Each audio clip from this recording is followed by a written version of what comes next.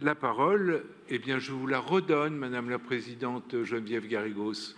Merci, Monsieur le maire, mes chers collègues. Effectivement, ce fut un honneur d'accueillir le président Lula hier, lui qui, de plus, est un grand défenseur des peuples autochtones et qui, justement, a rétabli un certain nombre de lois, de dispositions qui avaient été supprimées par Bolsonaro contre, justement, les gardiens de la forêt, ces peuples autochtones.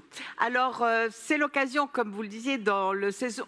comme je le disais à l'instant, dans la saison croisée Brésil-France, de présenter à Paris la très belle exposition de deux photographes, le Brésilien Giel Bulchau, qui depuis 20 ans témoigne à travers ses clichés de la vie et des drames de l'Amazonie, et le Français Antoine Olivier.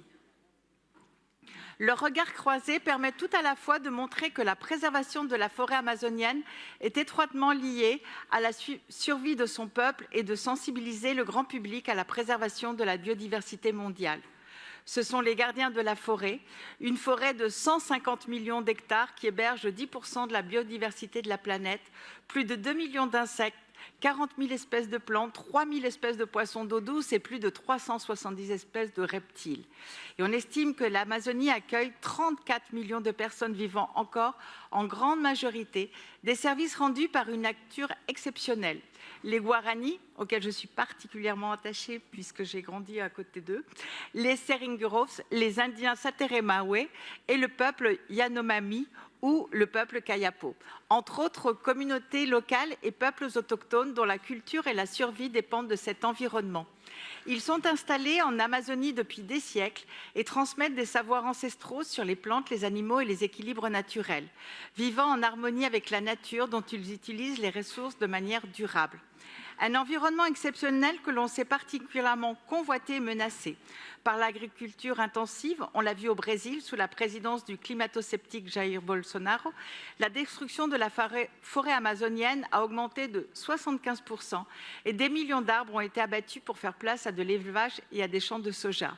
Mais aussi par les grands projets d'extraction minière de fer, d'or ou de pétrole qui polluent les sols et les rivières et menacent la sécurité des communautés locales en attirant des trafiquants, des orpailleurs.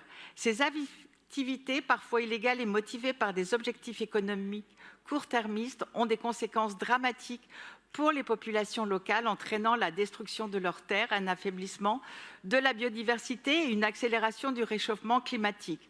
Toutefois, j'aimerais rappeler que nous ne sommes pas étrangers à cette destruction, que ce soit par notre surconsommation de viande, les biocarburants, encore certains minerais tant recherchés, pour nous permettre de diminuer nos émissions de carbone tout en maintenant nos modes de vie. Cette exposition est ainsi l'occasion également de rappeler que les gardiens de l'Amazonie ne sont pas seulement des habitants de la forêt, ils sont des alliés essentiels pour l'avenir de la planète. Les protéger, c'est défendre l'équilibre écologique, la justice sociale et notre propre survie. Alors que nous célébrons cette année le 10e anniversaire de la signature de l'accord de Paris, je vous invite donc à découvrir ces photographies présentées jusqu'au 20 juin sur les Champs-Élysées, devant le Jardin des Ambassadeurs, puis du 20 au 24 juin sur le parvis de l'Hôtel de Ville à l'occasion de la saison culturelle Brésil-France 2025. Je vous remercie. Merci beaucoup, Madame la Présidente, chère Geneviève Garrigos.